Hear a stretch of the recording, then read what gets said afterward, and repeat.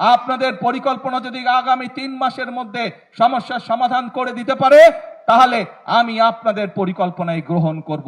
জ্বালানি ও বিদ্যুৎ সংকট মোকাবেলায় প্রধানমন্ত্রী যে 6 মাসের সময়সীমা দিয়েছেন সেটিকে চ্যালেঞ্জ হিসেবে গ্রহণ করেছেন জাতীয় নাগরিক পার্টির নেতা ও সংসদ সদস্য হাসনাত আব্দুল্লাহ।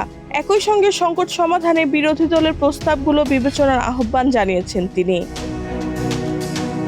15 আগস্ট রাতে নিজের ফেসবুক পোস্টে হাসনাত বলেন, বিদ্যুৎ ও জ্বালানি সংকট সমাধানে এনসিপির আহ্বায়ক ও বিরোধী দলীয় চিফ হুইপ নাহিদ ইসলাম ইতোমধ্যে স্বল্প, মধ্য ও দীর্ঘমেয়াদী 15 দফা প্রস্তাব দিয়েছেন।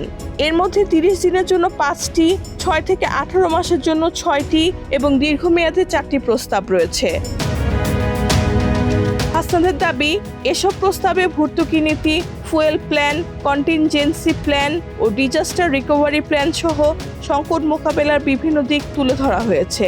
নাগরিক সমাজ ও বিভিন্ন গবেষণা প্রতিষ্ঠানের মতামত এ বিষয়ে এসেছে বলেও জানান তিনি। সরকারের মন্ত্রী, প্রতিমন্ত্রী, উপদেষ্টা ও বিশেষ সহকারী নিয়ে গঠিত প্রধানমন্ত্রী টিমের কার্যকারিতা ও সক্ষমতা নিয়েও প্রশ্ন তোলেন তিনি। তার অভিযোগ, এত বড় টিম থাকার পরও বিরোধী দলের প্রস্তাব প্রধানমন্ত্রীর কাছে না পৌঁছানো দুঃখজনক। হাসান বলেন, আমরা সরকারের এমন ইগনোরেন্সকে খুব হতাশার চোখে দেখি এবং প্রধানমন্ত্রীর বিশাল আকার টিমের সক্ষমতা, যোগ্যতা ও আন্তরিকতা নিয়ে প্রশ্ন তুলি।